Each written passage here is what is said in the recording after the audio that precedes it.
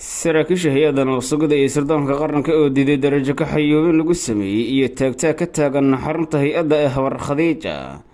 dagaal qarka loo saaran yahay in ka badan 5 sargaal oo si toos uga soo horjeesa tallaabo uu qaaday Mahad Salaad. shaqaaqo inay ka dhacdo xarunta ayaa qarka loo saaran yahay welina xal looma helin. sheegaya warbixintan oo la kula wadaagi doona xog muhiim ah oo ku saabsan waxa ka taagan xarunta habar khadiija. Mahad Salaad ayaa xal ula tallaabo uu qaaday shaqaaqa ka dhalatay iyadoo dhufiisyo la kala sameysanayo ee sheegaya muuqaal kale taldhaca oo qaybta faalada nugul wadaaga aragtidiina way hagaagan ku bilaabeen. taliyaha hay-adda nabad-sugidda iyo sirdoonka qaranka Mahad Maxamed Salaad ayaa qaaday tallaabo ay si weyn uga caroodeen in ka badan 5 sargaal ayuu ka qaaday darajadii ciidanimo ay lahaayeen iyadoo loo beegsanayo inay saaxiib dhow la ahaayeen taliyihii hore ee hay-adda nabad-sugidda Fahad Yaasin Xaaji Daahir. sidaan xogta ku helay saraakiishan xilka xayuubinta uu ku sameeyay Mahad Maxamed Salaad ayuu ugu gal lahaa inuu si toos ugu beegsado kadib markii ay diiday inay bixiyaan xogta wada shaqayntii dhex mari jirtay Mahad Fahad Yaasin Xaaji Daahir oo noqday taliyihii hore ee hay-adda nabad-sugidda. sidaan xogta ku helnay ninka lagu magacaabo Mahad Salaad ayaa horey dhowr jeer u qorsheeyay inuu darajooyin ka xayuubiyo ninkan,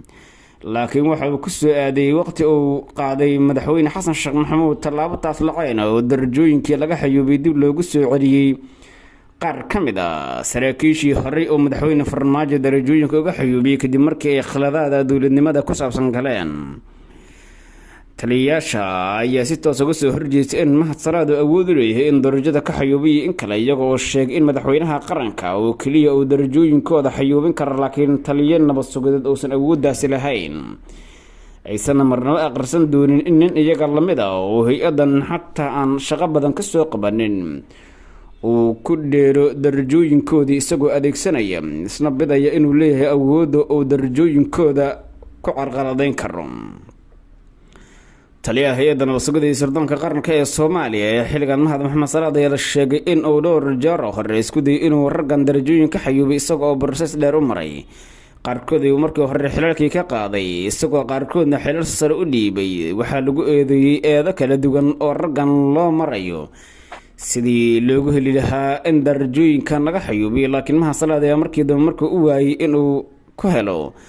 qodobo sharci oo u gudbiyay madaxweynaha si darajooyinka xayuubinta madaxweynaha ay uga soo baxday digreeto madaxweyne,